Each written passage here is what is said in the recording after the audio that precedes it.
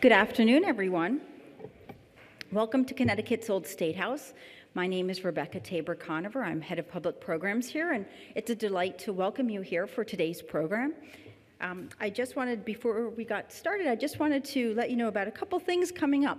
If you'd like to come back and spend your lunchtime with us tomorrow, we do have a special table talk program going on here at noon with the new director of the Mark Twain House, Peter Roos. And on Friday, come back for the farmers market. We still have that going on. And at noon, we will actually have the Band of Steady Habits performing on this Friday. Our state historian, Walt Woodward, is one of the members of the band. So we'll have good music and learn a little history. Last but not least, you do have a survey on your chair. Please do fill that out. We do look at them and get ideas for future programs from them. And I would like to thank our funder for the Conversation at Noon programs, which is Connecticut Humanities. And they've been very generous to us with our public programs, and we really appreciate their support. I am delighted to introduce my colleague, Diane Smith, who will be moderating today's program. And I think we're in for a treat with lots of interesting discussion. Thank you.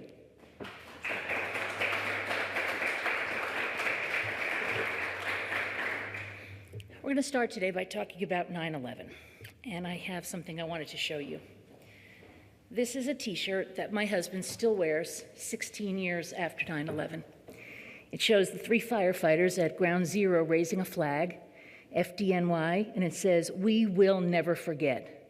9/11/01, we will never forget."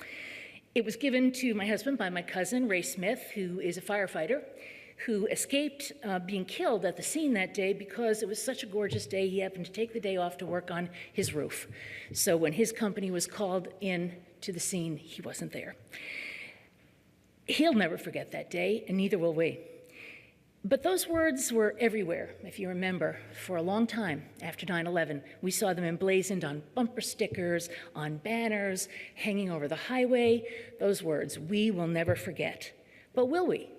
It seems impossible to those of us who lived through that day that we could ever forget about it. But there's a whole generation coming up that wasn't alive when that day happened. Matt was reminding me that the sophomores in high school today were born after 9/11 happened. So how do they look upon that day and an event that changed our nation? How much do they even know about it? Well, that's something that Central Connecticut State University professor Matt Warshauer has been thinking about. Matt is an expert on the Civil War, and he can tell you that many people today cannot even tell you when the Civil War was fought. So will they remember 9/11? Well, Matt calls the people born between 2000 and 2020 the 9/11 generation, and that's also the title of a course that he's teaching and the next book that he's writing. Dr. Matthew Warshauer is a professor of history at Central Connecticut State University. He's a specialist on 19th century political and constitutional history. He is the author of Connecticut in the American Civil War, Slavery, Sacrifice, and Survival.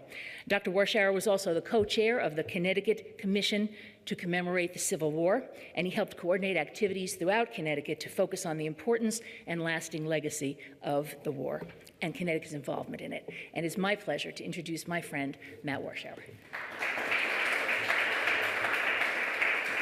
Thank you. Thank you very much. So let me just begin by saying how happy I am to be back at the Old State House. It's been a little while since I gave a talk here, but I've given many talks here. I love this place. It's one of the just historical gems in the city of Hartford and in the state of Connecticut, and it's just a great place to be. And the crew here, Sally Whipple and Rebecca and Diane, nobody can do justice to this place the way that they do. So I just wanted to say that. So I've been, as a college professor, in a very unique position. And I think most college professors have been over the last 20 years. And here's why. Because when 9/11 occurred, most of us were in the classroom. I was in the classroom. I was teaching a survey course. One of my students stopped by the class, outside the class, and said, "Hey, a plane just flew into the World Trade Center." And for whatever reason, I looked at my class and said, "Let's go." And we walked down to the second floor of the building that we were in, and we watched on the big screen. And we were all sitting, watching together, as you know, so many people in the United States and around the world were doing when the second plane flew in. And it is the most watched event in world history. on television. More people saw that moment than in any other moment in world history. We know this from studies of television and Nielsen ratings and things like that. And it was a collective gasp when everybody at the same moment went, oh, and the exhale was terrorism. Everybody knew at that moment. So I've been in this unique spot because I was with college students when that occurred. And then the next year, I was with college students when they started volunteering to go into the military. And I watched as a number of my students, both male and female, joined the military and went to war.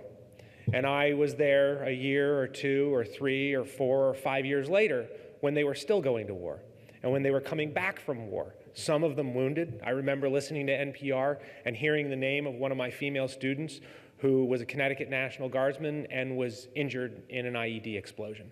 And I immediately called her mother that day and said, you know, is she all right? And it turns out she was okay. She was injured, but not badly. The young man next to her driving the Humvee had both of his legs taken off. And so I've been in a position as a college professor to see this sort of in a first-hand way. And not that others haven't, in our society haven't, but I've been in this position as a college professor where every year at 9/11, as I'm getting older, the age of my students stays the same, right? And so, and they remind me of this because my jokes get lamer and lamer each year because I'm more and more out of touch. But the thing that's fascinating about this is that I've been watching as their memory has faded. And this is, I think, again, this is where that unique position is as a college professor, because I've got to see this cadre, this particular demographic move through our society and watched as their views, their concerns, their memories on this subject had faded. And, you know, a number of people know this. Hartford Current did a very nice article on my class. And they started with the fact that I had been in the Southington Library in 2011, 2012, giving a talk on the history of the Civil War. And I was talking about monuments and commemoration. And the fact that most of the people at this talk really didn't know that much about the Civil War. They didn't know how many monuments the state of Connecticut has, which is absolutely phenomenal and amazing, and they didn't know how connected our state was to the history of the Civil War. I think our commission, which Diane served on, and my friend Booker DeVaughn served on, and Sally Whipple here at the State House served on, I think we did a pretty darn good job over that 4-year commemoration of teaching the people of Connecticut the importance of this history. I think it's quite fitting that as the commemoration ended, we had what happened in Charleston with Dylann Roof, that we have the battle flag controversy, that we have the Confederate monument controversy, which tells you just how important Civil War history is, and that we need to remember this because it's a, you know, and to some extent it's a part of our DNA, of our history. And so, you know, I was in the Southington Library, and I'm talking about this subject, and I'm looking out. They have all glass windows, and I'm looking out across the street, and it's the 10th anniversary of 9/11, and there's a large banner that is up, and it says, 9/11, we will never forget. And I think to myself, oh yeah? You're never going to forget, huh? And that's when I got the idea to study this and to do a course on this. So as soon as the Civil War commemoration was over, I started designing this course. And it is a 100-level search and history class. I have students from freshmen to seniors, literally every conceivable major at the university. There's people from maybe one from history, but there's English majors, there's engineering majors, there's science majors, there's business majors, accounting, economics, just across the board. Most of them are not terribly interested in history. And that's the fault of their high school teachers, all right, not us college. No. But they really aren't interested in history. But they want to take this 9/11 course because they know that it's really important. They don't know the history, but they know that the subject is important. They know that this event has touched their lives in ways that they can't even begin to tell you. And then when they take the course, it's, you know, we watched on Tuesday, we watched a film, the first half of a film called 102 Minutes That Changed America. It's a remarkable documentary film. Watching this is as close as you will ever get to experiencing what happened on that day. And I tell my students that. And I try to build a rapport with the students over the first couple of weeks, 3 weeks of class. I don't want to show them that film immediately because it can impact you. I've watched the film probably 6 or 7 times, and every time I watch it, I still get a sinking feeling in my stomach. And so, I watched my students as they watched this film on Tuesday, and they were absolutely mesmerized. To have 36, 37 college-age students who are non-history majors sitting there watching a documentary film and not dozing off or not playing with their phone, but every one of them like this, looking at the screen. They are fascinated by the subject. They're fascinated by all facets of the subject. It's not just about the attacks. I utilized the class to go backwards in time and to look at World War I and World War II and talk about American foreign policy and the concept of American intervention versus isolation. And, all of the subjects play directly into what's happening in our world today. I was talking to a few people before this about President Trump's UN speech yesterday. And, where does this place the United States in terms of its role in the world? And if you don't study that, and my colleague John Tully here in my department, he's a foreign policy specialist, so he's been, I think, fairly happy that over the last couple of years I've been going, yeah, John, foreign policy studies is really where it's at. So, but you cannot understand 9/11 without understanding America's foreign policy prior to it, and you can't understand the ramifications of 9/11 without paying attention to American foreign policy. And we've had I don't know if we've really had discussions, we've had debates, and I don't think they're the same thing, between politicians and talking heads about what should America's role in the world be. And I think 9/11, it is this central, integral element and event in our society's history. And not just our society, not just America's, but in the world. It's probably the event that has shaped and changed the world, perhaps more than any other event in world history. Look at the aftermath 16 years later and what's going on in the world today that I think comes in the aftermath, the echoes, the ripples of 9/11. And that has to do with famines that are going on in the world. It has to do with unrest throughout the world, especially in the Middle East. It has to do with the longest war in American history. I mean, all of these things intersect or connected. I don't think, whether you're a supporter of Donald Trump, an opponent of Donald Trump, that for the purposes of what I'm going to say, I don't think really matters. But I don't think that we have a Donald Trump without a 9/11, because I think it shapes our country in a particular direction. And so now, the people in this audience, none of you are high school students, right? I mean, well, not right now, right?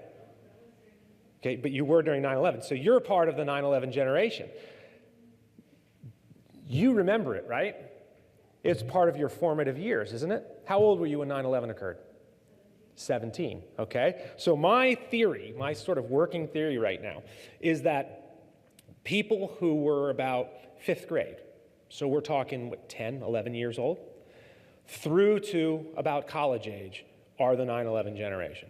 They're the ones, and a little bit before that, they're the ones who are most shaped by this experience. And you think about a 10 or 11-year-old who is in, say, a 5th grade middle school social studies class, and they are just starting, and this is part of just the sort of adolescent development that psychologists and sociologists study.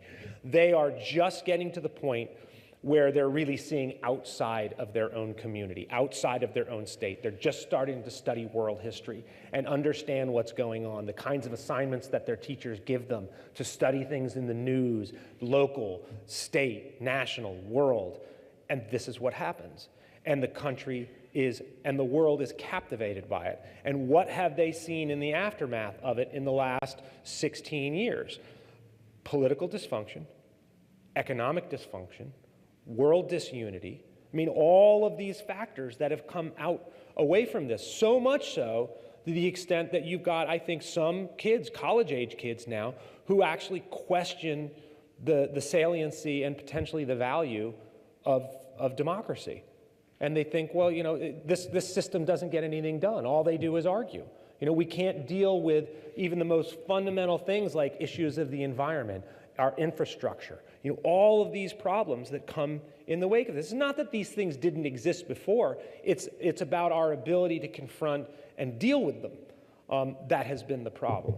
And so today, if you think about it, and I've been saying this to people for a few years as I've been thinking about this, I say, do you realize that the kids today, they don't remember 9/11? And last year, especially when I would tell friends and colleagues, this year, and now this is last year, now it's this year as well.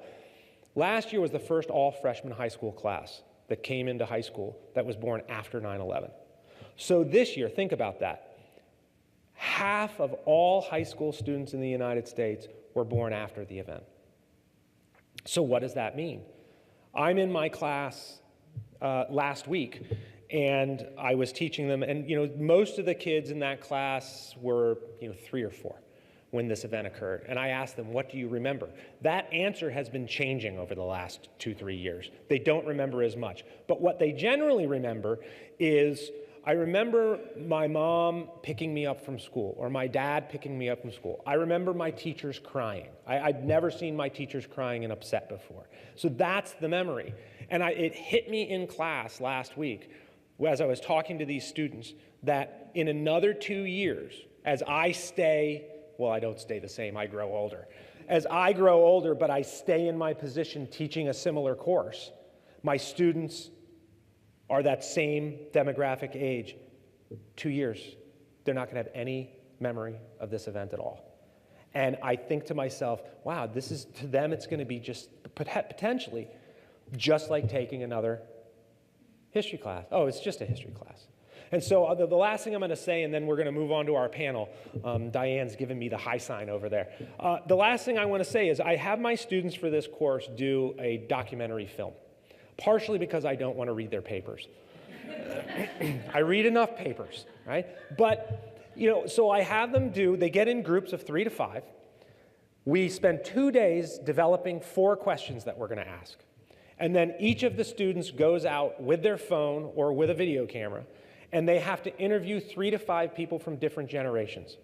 And they ask them questions about 9/11, and they usually go to their families. And at this point in the semester, they know a lot about the subject. And in fact, they generally know more about the facts of the subject than the people they're interviewing. The people have the memories, but they don't know all the various components. But the most fascinating thing is the very last question that they ask in this documentary is, do you think that we will always remember 9/11, or will it fade into history? And the reactions that they get from people is pretty remarkable. And in the same video, there's one particular documentary that it just always sticks in my mind. They ask this question, and in the documentary, one person says, yeah, well, of course we're always going to remember 9/11. How could we forget 9/11? Think about Pearl Harbor. And in the very same documentary, somebody goes, well, of course it's going to fade into history. Think about Pearl Harbor. Right? Same event, different perspectives. What do we really remember about Pearl Harbor? Right? We know the basics, but we can't touch the nationalism. We can't touch the emotion. So I think that's where we'll leave it, and we'll have our professional moderator, Diane, come up and guide us further on this. Okay?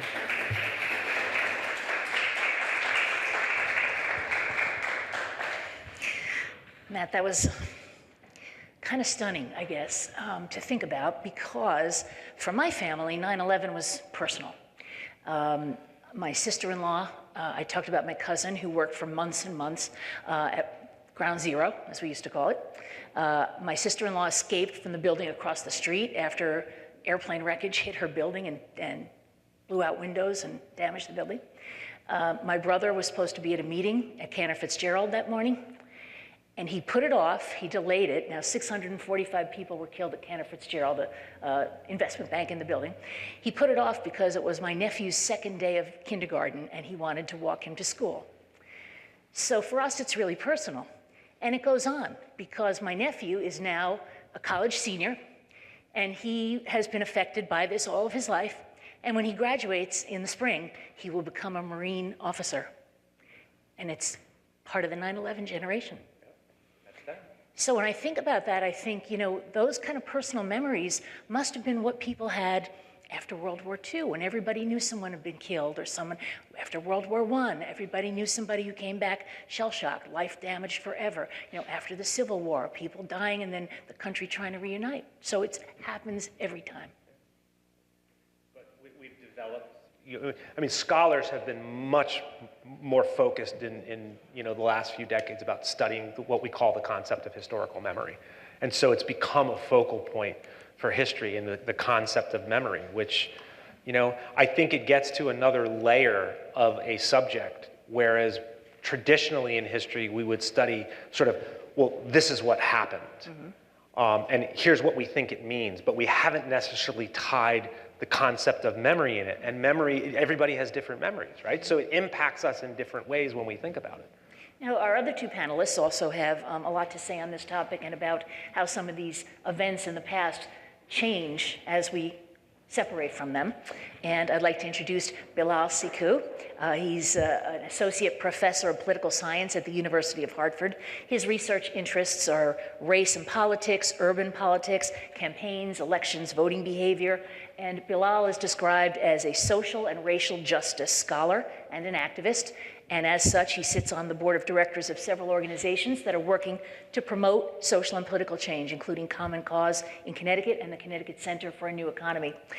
Our other panelist is working on a project right now to try to help people gain some memory or save what memory is left of World War I. Christine Pittsley is the project director of Remembering World War I Community Archiving Project at the Connecticut State Library. She is also the chair for the Connecticut World War I Centennial Committee, and she serves as Connecticut's liaison to the U.S. World War I Centennial Commission.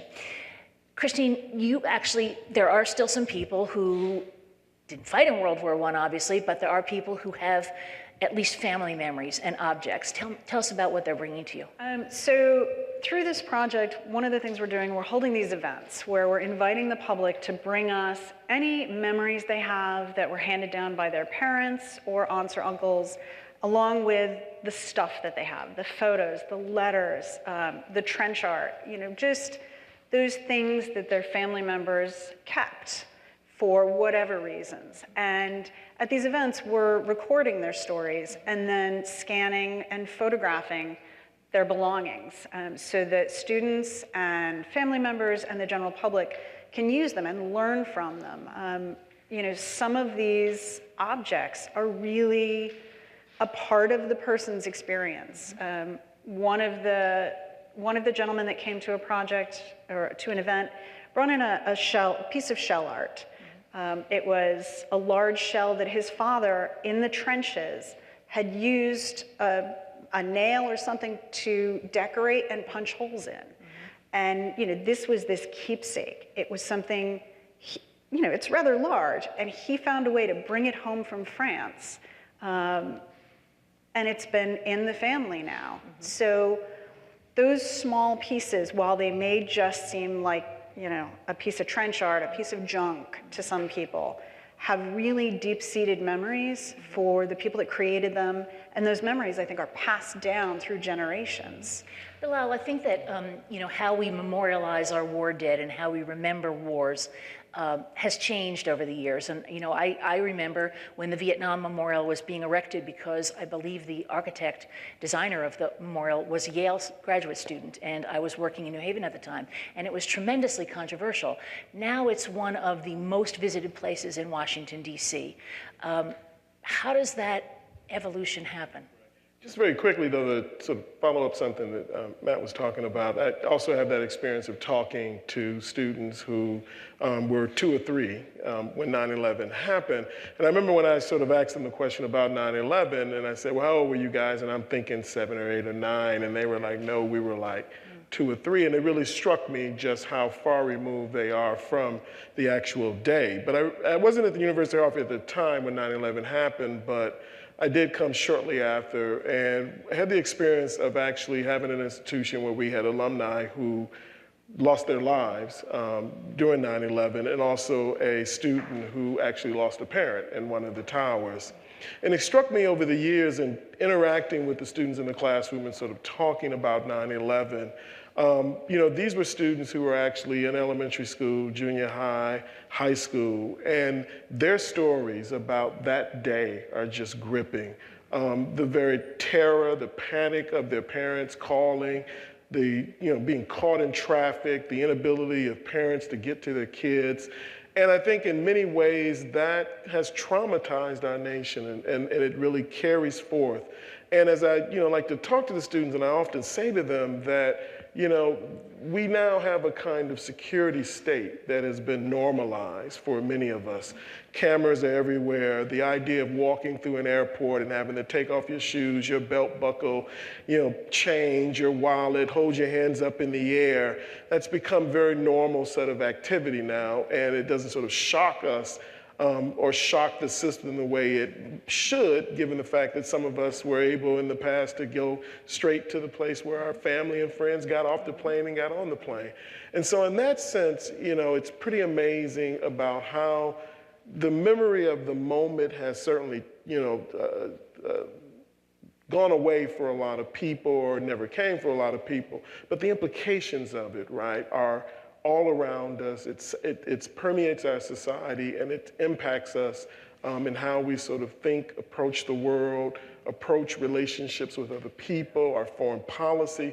I mean, I don't think we've really grasped completely just how much that day has really impacted our society and our world, and I think you were right to sort of allude to it. Well, Matt, I think you referred to that during your talk about the economic and political, and so it really did reshape the world, certainly reshaped this country, and reshaped the world. You made me think of something that a bunch of friends of mine who are middle school teachers told me just a couple of years ago, is that they had a group of students coming through, it was a little more than a couple of years ago, but they had a generation of students coming through who were either really young children or their mothers were carrying them during 9/11. And these middle school students, when I talked to them about 9/11, these middle school teachers would say, that makes me think, we've got this cadre of parents coming through. And they basically described the parents as being a little crazy. Mm-hmm.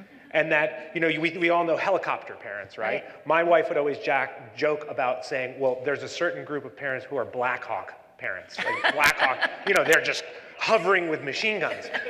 And that these middle school teachers are talking about this group that came through, that when the parents were either carrying a child or really young just became hyper protective over their child as a result of this event.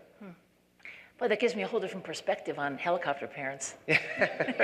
Really, it does. I really try not to be a helicopter parent. I have a child in college. I'm just trying to step back and let her do her thing. Yeah. And by the way, if anybody has a question that they want to ask or a comment they'd like to make, just raise your hand at any time, and Paul will come to you with a microphone, because we are recording this for airing on CTN. So, Bilal, let's go back to now wars and how we memorialize wars.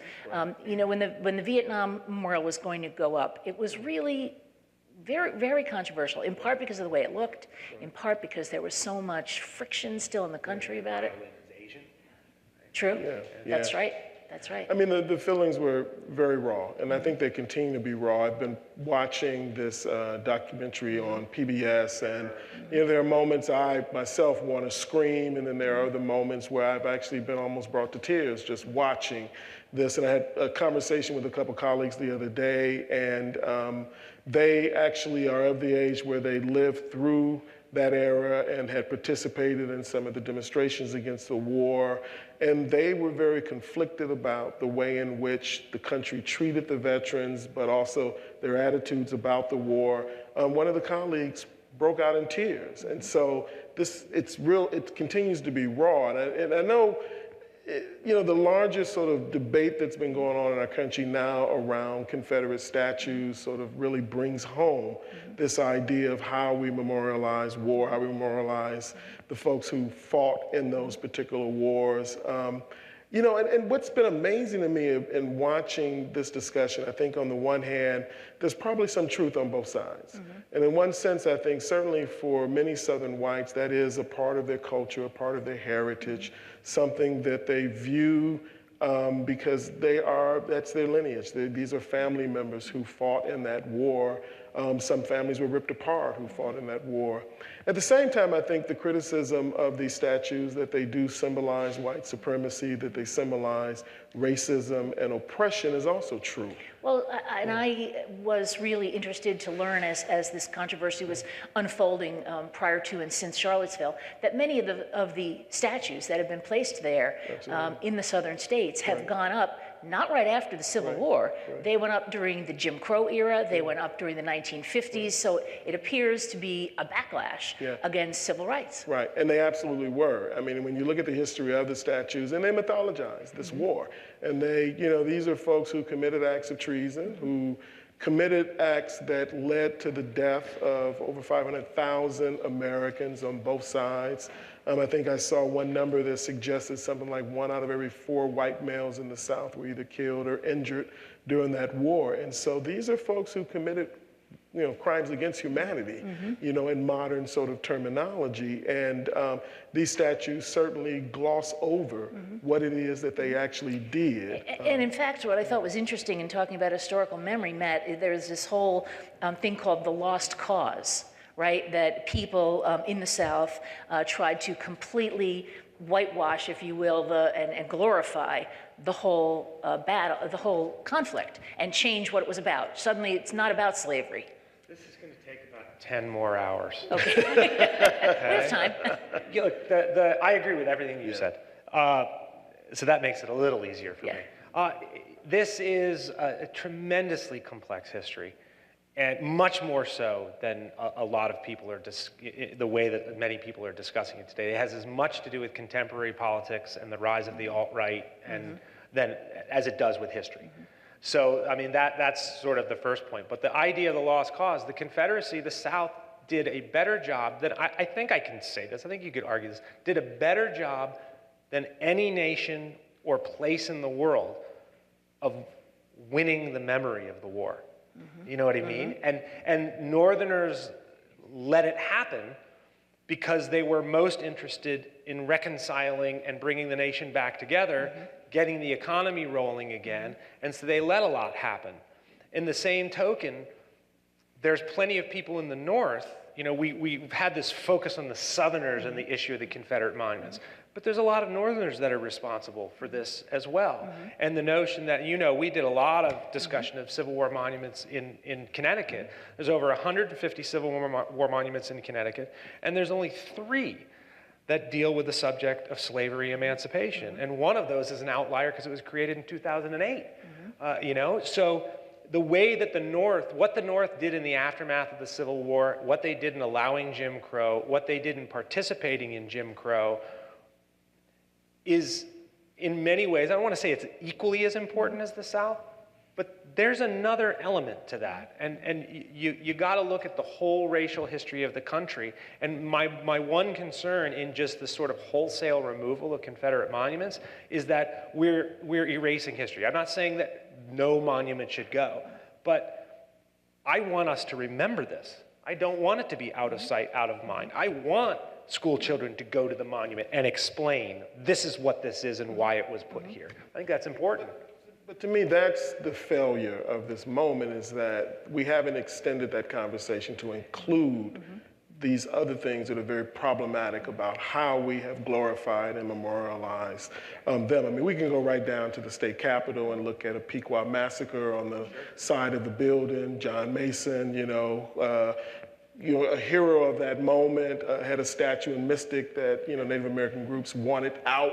I mean, and so, you know, that sort of way in which we glorify people and the way in which we tell the story that, you know, the history of our country, whether it's about race or many other topics, we have a tendency to glorify ideas about, you know, expansion. I mean, Manifest Destiny was not a wonderful thing. I mean, the list goes on and on. We will continue to do so. Yeah. Because Donald Trump just signed legislation in the last 2 weeks to extend the wall in Washington, D.C. to create a Gulf War monument. This is a war that's not over. There are real questions about our country's actions and why we went to that war, issues of lies that led us up to that war. So we continue to glorify So and this is the essential element of the evolution of society, in that we should develop socially and ethically. And we're always going to look backwards and say, geez, that wasn't right. But to your point, you got to discuss it. Sorry, Christine, go. What's the way in? So get out of the There's way. just so much. I know. And coming from the World War I perspective, there are monuments in every single town in Connecticut. It was really the last war in which every town erected a monument or a memorial. And I can't tell you how many students that I have worked with that say, there's a memorial in my town? Where? People drive right by them. There are schools. How many people know that Manchester Memorial Hospital is a memorial to Manchester's World War I vets? These things are lost, and I think, I agree that monuments should be a place where we teach, where we use them as tools to teach that history. They're places of reflection. They are, but For good or bad. if people don't see them, if people can drive right by them Not and even don't see notice them, them, yeah. how do you make that a part of We have someone's questions from life? the audience Have over to here. give more talks. We bring this really great discussion about past wars back to 9/11. I have two related questions.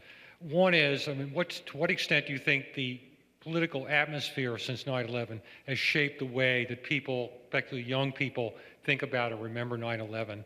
And the related question is, do youngsters of different social backgrounds, working class, people of color, do they have a different perspective on 9/11 than other students do? I don't know that I can answer the second question about different people from different backgrounds. I'm not certain of that. That would require a much sort of more honed demographic study, and I don't think anybody's gone there yet. In terms of the other question of how has the political situation shaped our memory of 9/11, I think that the biggest area of that would be foreign policy, and it's not necessarily so much Americans reflecting on that as it is people from other countries reflecting on that. I spoke with one of my colleagues last year who lived in Istanbul when 9/11 occurred, and she and all of her friends, everybody, her family in Turkey, were tremendously concerned and heartfelt towards the United States. And my students asked her, what do people in Turkey think about 9/11 now? And her answer was very pointed. She said, they're not concerned about 9/11 anymore. They're concerned about what has happened in Iraq. And so the history of 9/11 is not over. This is what I tell my students all the time. It's not over. You look at Pearl Harbor. Pearl Harbor is a bookend. Okay? Pearl Harbor happened. World War II happened. Hiroshima and Nagasaki happened. VJ Day comes. The war is over. It's clean, and not that it's clean, you know what I mean. You have bookends. 9/11 has no ending yet. That history is not done, and it will continue to be shaped depending on what America does in its foreign policy. I think we have another question over there. Hi, this question is really for Christine. I'm very interested in World War I and commemorating World War I. I, too, am an educator. I'm a study abroad director in Paris, France. And we are trying to get our students interested in the anniversary coming up. And we are putting together visits and excursions to museums and sites.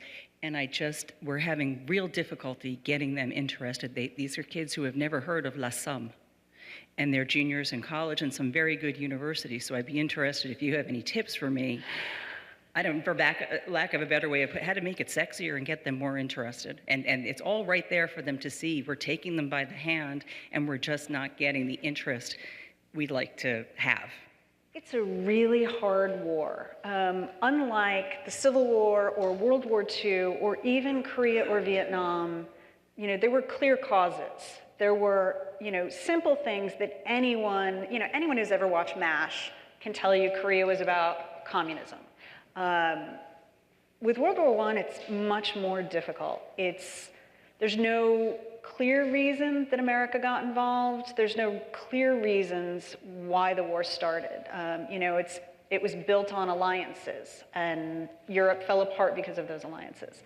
So one of the things we've been trying to do, instead of trying to talk about it from that level and trying to explain those pieces, we're trying to do a more local and more personal look. And we've engaged, we work with journalism students at Southern who are not history people. They're writing about sports and beer, and they come and work at our projects and they interview these people, and then they're required to do oral history interviews with the descendants. By the end of the semester, these kids are hooked. And so telling those personal stories, finding a personal story that a kid can connect to, I think that's the best answer we've found. And it's been a huge discussion in the national World War I community and international, because it's not a sexy war. You're fighting over like inches of ground. There's no Pearl Harbor. The largest, costliest battle that America has ever taken part in was the Battle of Meuse-Argonne. And how many people have ever heard of that battle? So outside of Sergeant York, I think... And Christine, New Haven used to commemorate a battle every year up until I think the 1970s. Yes. Seicheprey Day, which is April 20th. It was one of the first battles American troops were involved in. There were about 350 Connecticut boys. These were members of the 102nd Infantry, which were part of the Yankee Division. And there were about 350 guys out in the frontline trenches, what they called sacrifice trenches. And at about 3 o'clock in the morning, they were overrun by 1,200 German stormtroopers. These were the most trained, seasoned, fearsome German troops. Over the course of the day, a battle that lasted into the next day with 650 American troops and 3,500 Germans. We lost somewhere between 60 and 90 men. We had 400 wounded and 150 captured. And we kept the town. At the time, this made front page of every paper in the country. And why did New Haven continue to commemorate it for all those years? New Haven lost about 15 or 16 guys, and it was the only time we even came close to what the British enlisted in PALS systems. You were encouraged to go and enlist with your friends. So New Haven lost 15 or 16, Bristol lost, I think, 8, Middletown lost 6. So these were all guys from the same neighborhoods that went and enlisted together. That's what happened in the Civil War, and that's why towns do stuff, Yeah. Do we have any other questions or comments from people in the audience right now? No, we'll keep going then.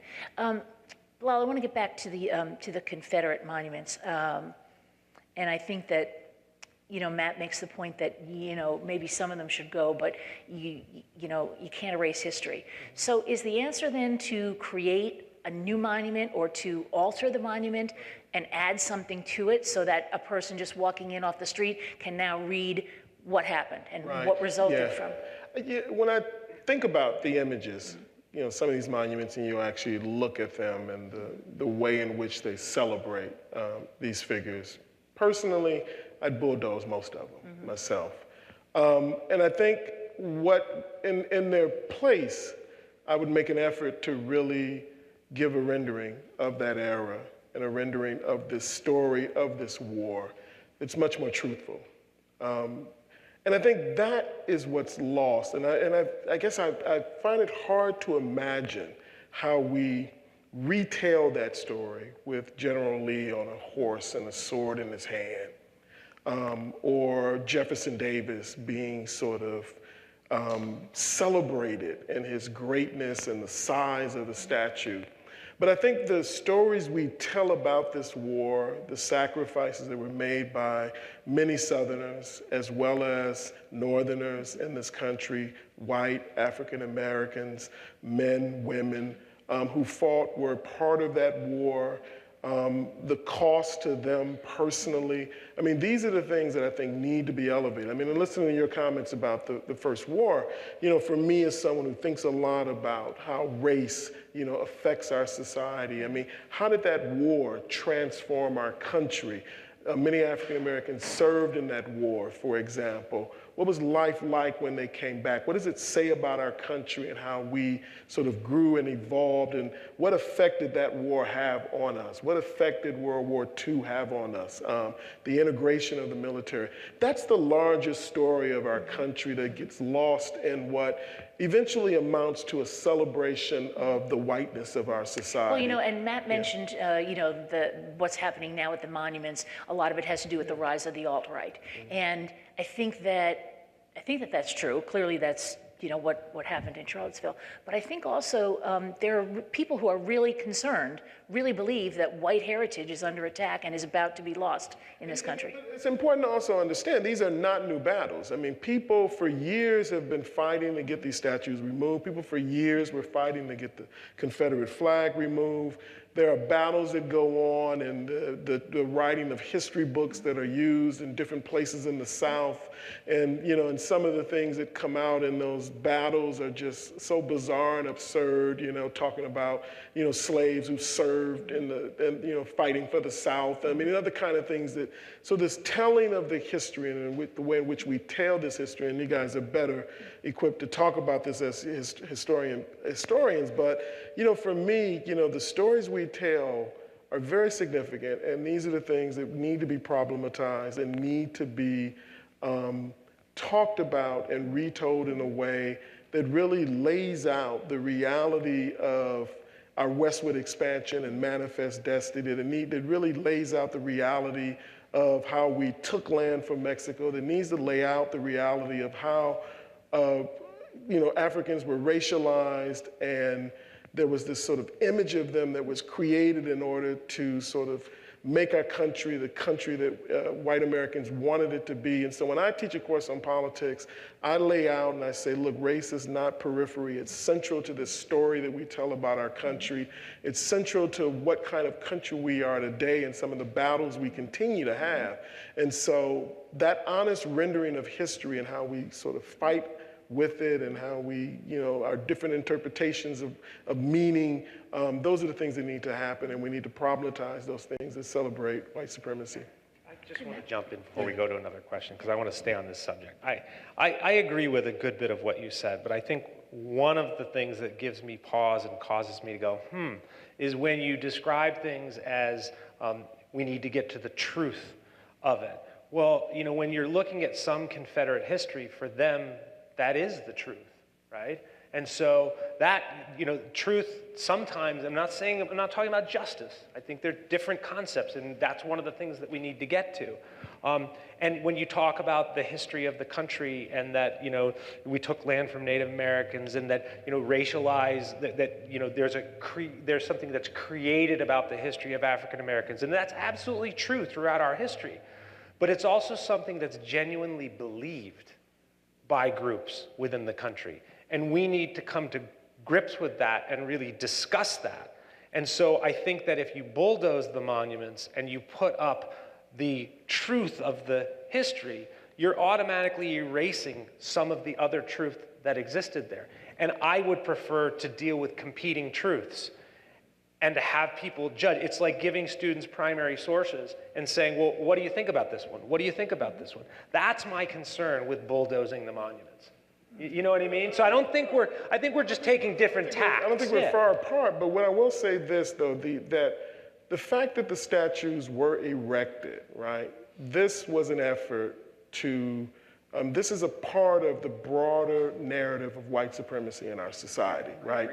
And so their very presence on the scene, their very presence on the scene. But what I want to do is I want to problematize that. Oh, I agree. And so by failing to take that head on, and I agree with you about, you know, the question of what exactly is the truth, but what I know is that the narrative that's been told is false. Yeah. So I'd rather see a new monument go up that says, we are opposed to what this represents. Here's where we are in 2017. Because the truth in 2017 is not the same thing as the truth in 1917. I'd rather see some good history books in our schools rather than a monument, but I get your point. I agree with you, but the monuments are more tangible and more in the community than a good history book is. If I'm hearing you correctly, I think what you're both saying is that what's lacking is the context.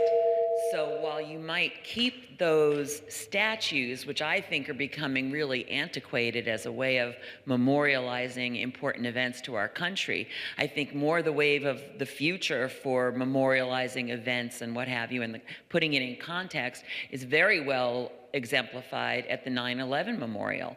You don't see statues of a general on a horse with a sword, because that's a really antiquated and singular way of looking at an event that has a much broader impact on generations to come, both nationally and internationally.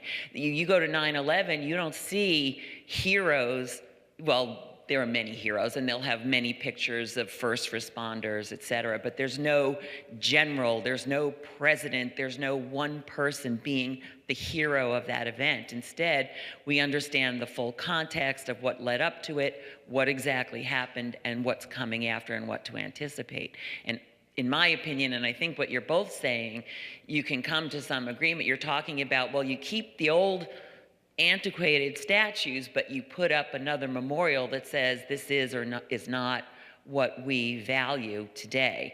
But what you really need is a memorial, not a statue. A statue captures one person, it doesn't capture the event.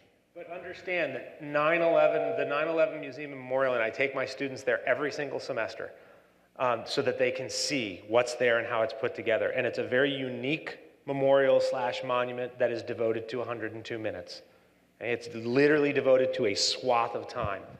And, but we do still put up monuments of soldiers. It's more focused on the common soldier, even for the Vietnam Memorial. When they put up that big black granite wall, they also ended up to appease certain people. They put up, 3 soldiers who are walking along. So it's not the general on horseback, it's more focused on the common man, which is where history and society, social studies has gone more to the sort of the common person. But I guarantee to you that when we start seeing designs develop over the next 2 or 3 years for this Gulf War memorial that's going to go on the mall, there will be soldiers there. Guarantee it. World War I memorials, for the most part, are focused on the soldier. So I don't know where we lost that. A lot of the World War II memorials are more focused on particular people or the conflict as a whole than it is individual people. But again, I mean, that to me is suggestive of what is so problematic about the Civil War memorials, because what they glorify is different, and it is done in a political way. And I don't think we solve it by a plaque that says, by the way, Lee was a white supremacist. And I don't think we solve it by erecting a statue necessarily of Nat Turner or Harriet Tubman. I think this is something that's much more deeper, that continues to run through our society. And certainly what happened in Charlottesville and the alt-right, and and the fact that, I mean, just very recently, about, 39%, a new poll came out, about 39% of Americans think that white America is under attack. About 31% thinks that white heritage needs to be protected. I need to understand what that is about, because as an African American, I don't see white heritage under attack. I see signs of white heritage everywhere in this society. But I think what is happening demographically, our country is changing, and it's forcing us to have some conversations. It's forcing us to say that we need to include others in this great story of a country that is the country that it is today. And I think that's where the tension is at for people who want to hold on to parts of the past that are very problematic.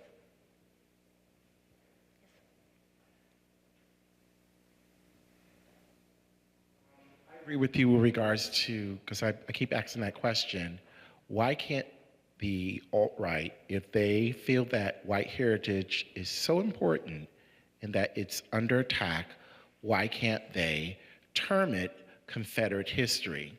They lionize these individuals from General Lee and whatnot, but when they talk about their history, they always talk about it within a racialized political way, that instead of bringing people together or even exemplifying the history of whatever the opposing sides were, whatever the fact that Lee was a general and he, basically was treasonous, whatever that is, that's all part of the history. Instead of talking about white heritage, why don't you talk about Confederate history? My family's from the South, and I was brought up with all of that in my background. When I see a Confederate flag, I'm not immediately repulsed at it, because I've conditioned myself to say, okay, this is Southern heritage. This is Southern history, not white heritage or white history. This is the Confederacy. I'm not offended by the symbol. I'm offended by the politics of the person who is waving the symbol. That's making me say, who are you? As a Black American, I do have some conflict with the fact that as a nation, it's almost as if we're in this conversation that if a person who has a relative in the past who fought in the Civil War, that they have to kind of erase all of that. And I think that's unfair. And a good example is with Ben Affleck. That just happened with Finding Our Roots. The television program with Henry Louis Gates. He found out that through genealogy of Dr. Gates, that he had a relative that owned slaves, and he didn't want it to come out. And it came out anyway. So I approached him on Facebook. He didn't respond because I didn't expect him to respond. And I basically said to him, Mr. Affleck, you seem like a really, really nice person.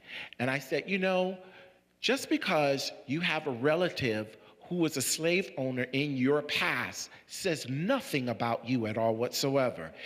I said, you are a humanitarian. There are great things that you want to do for all people. Instead of enunciating or pointing out the bad in that relative, you can't change anything who that relative was because you're related to them. But why don't you find something positive about that relative instead of trying to hide that relative? That's the problem. That's the flashpoint that's making us fight one another. We cannot erase this Confederate history. We cannot erase the fact that there are individuals who are alive right now who have relatives who have Confederate uniforms, and they want to celebrate that. It's nothing that we can do about that at all whatsoever. But if that individual wants me to partake and put on some chains or put on some pants and look like a slave, I have a problem with that. Yeah. I think that was extremely articulate, and I agree with everything you said. I think we have a question right next to you. So this is all premised, right, on the notion of not forgetting. And one of the things I see with my students in teaching the survey right now is I feel a little bit jealous of them because they don't necessarily have this freighted collective trauma experience of mass grief that I think most people experienced by living through 9/11.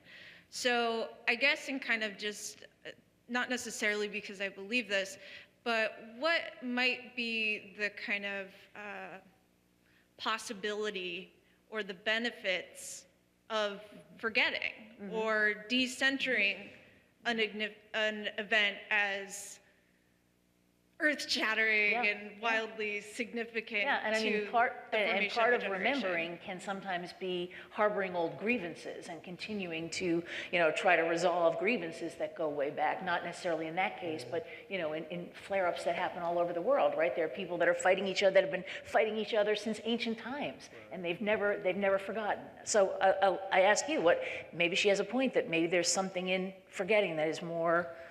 I think it's a really good point. I mean, one of the things that we sometimes want to do is forget our history. I mean, especially sometimes family history, right? There's certain members of my family I'd like to forget. No, I think that there's a lot of truth in that. And I think there is a generation that's coming up that doesn't have that emotional connection and that trauma to it. They still, however, are part of the 9/11 generation because they're dealing and living with the ramifications of it. And I think that, if you think about something like, so many people who go to therapy to deal with something in the present because it was something in the past, and that you need to come to grips. Now, they might not be able to come to grips in the same way that others will, and this is the real core lesson of history that I think we forget so often, is that we need to look backwards a little bit and try to understand what happened so we don't, in fact, so we can learn from it. Maybe we're never going to not repeat every mistake that's ever been made.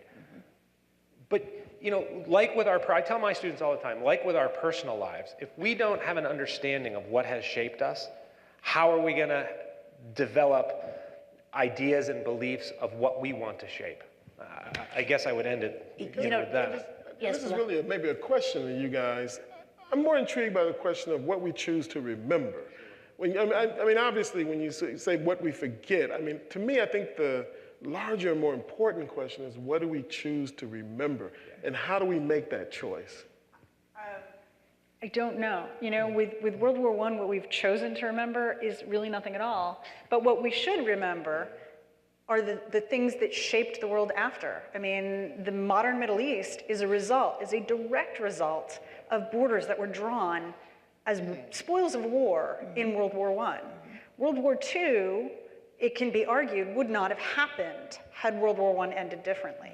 But we've forgotten all of that. It's not something we even regard as relevant today. So I think it is an interesting question. What do we choose to remember and choose to forget? I think we choose to remember the things that don't make us look bad, that don't make us feel bad. I think it comes down to a very personal choice in memory. I don't know how to... But there's personal memory and there's collective memory. But I think the collective becomes part of the personal. Sure, it's like absolutely. When... Well, and understand that why do we not remember World War I today? Because there was a distinct choice to turn our backs on World War I immediately after. We don't ratify the Treaty of Versailles. We decide that we never should have been involved in this war. We blame the arrival of the Great Depression on our involvement in it. So we literally decide to go isolationist and we turn our back on World War I. So it's not surprising to me that historical memory hasn't re-embraced World War I because we've always been told, oh, that's something we shouldn't have been involved in. You know, Matt, it struck me when you said before about how there may be more than one truth, that people have their own truth. There's a battle going on right now in Southington, 20 minutes from here, because a statue of Columbus is about to be erected on public property.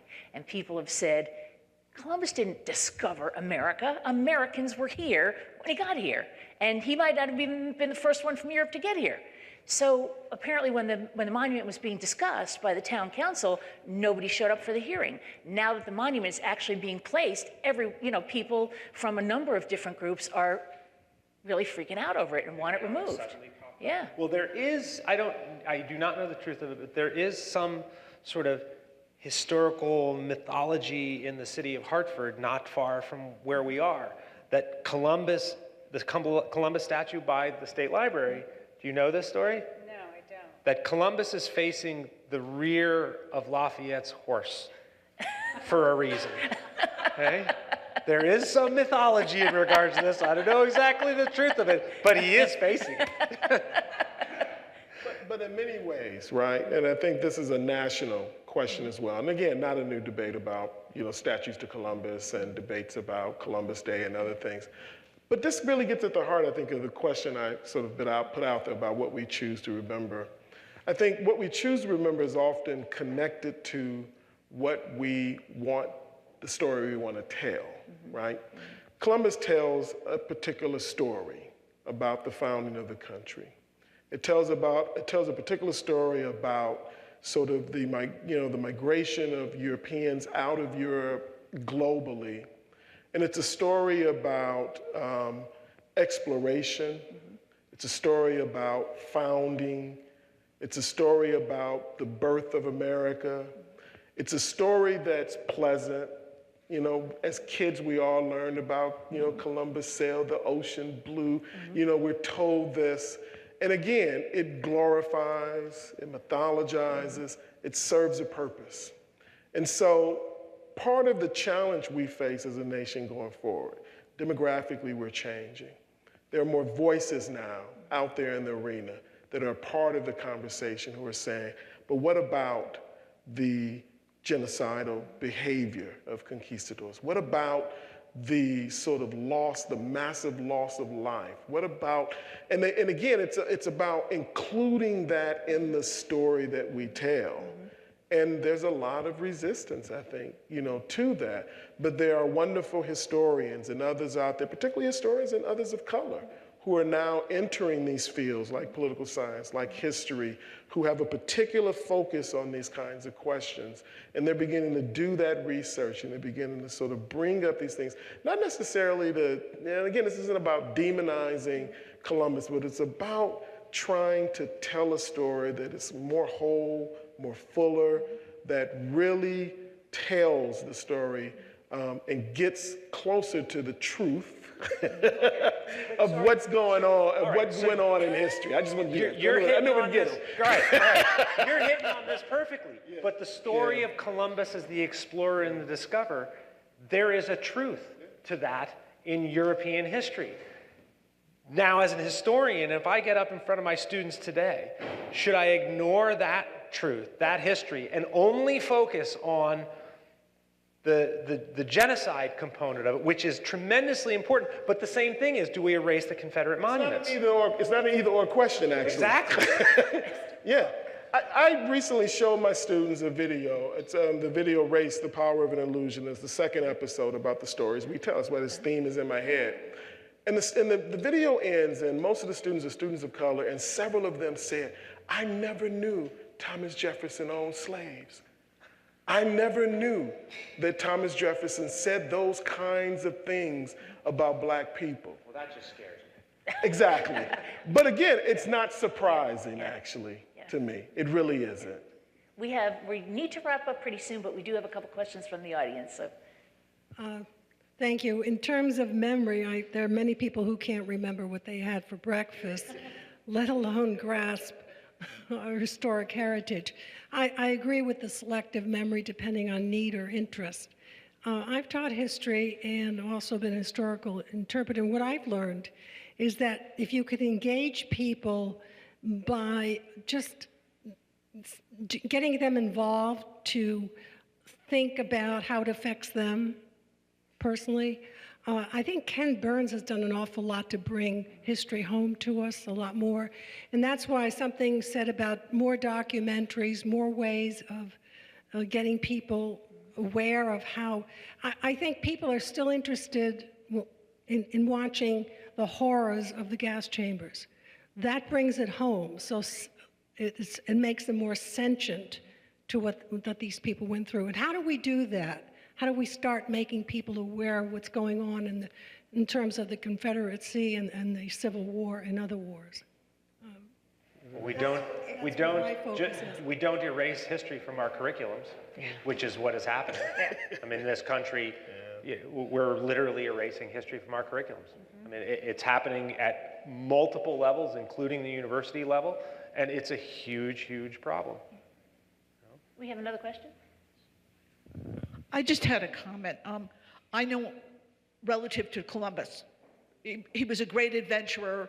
This is what I was taught when I went through school. He was a great adventurer. He found America, ignoring the fact there were people already here, and that was kicked off a great adventure of a number of Europeans following his adventure and emigrating to the United States. But I have to say, about 20 to 25 years ago, I was working for the State Department of Education, and for some reason, I was looking at a textbook at that time, one of the textbooks being used in the school at that time, and the other history, the deaths of all the people, the conquistadors, they were in those books. Now, so that means to me that the parents of the kids in school now might have had those books, and they might have had a different idea of Columbus than I grew up with. So, and they may be the people that are protesting the monument going up. We need to wrap, so I'm going to let each of you have a final word. Matt, I'll start with you. Well, I'm still upset with you because you throw these gigantic questions out to us, and you give us 30 or 40 minutes to discuss them when we could spend days doing it. And this is what you always do. And no, look, it's a fascinating conversation, and these are the kinds of conversations that we should be having. We shouldn't be standing, this is what Americans need to be doing. We should not be standing on the opposite sides of two lines and screaming at each other. Those are the extremes on both sides, and we need the reasonable people who can sit down and potentially disagree on little points and talk them through, and that's what we need to do as a nation, and if we don't start doing it, we're in trouble. Yeah. And I would echo a lot of that, and I think, one of the ways to do that is find common ground in your own family and start there and build it out from there within your communities, and have these conversations in whatever guise they can, because all politics is local. And if you can start having these conversations at home. That's the toughest place to start. I know. Madam, I'm thinking about your uncle, okay? Thinking about your uncle. But you pick a topic with some common ground and build from there. I think, for me personally, I think this transformation our society is undergoing doesn't have to be a scary thing. And I think it will be something that we need to find that common ground on and be able to sort of move forward and to be honest with each other and be willing to be criticized as well as criticized in order to get us to a place where this country will realize the potential that I think it still has, that it hasn't quite lived up to. And that I think the opportunity is there, and I'm quite moved in a very positive way by this current generation of young people who I think are much more tolerant and see the world perhaps in ways that we don't see, and that they will hopefully guide us in a better direction than we've led them into. I love ending on an optimistic note. Thank you so much, all three of you, for being with us. Wonderful, sir.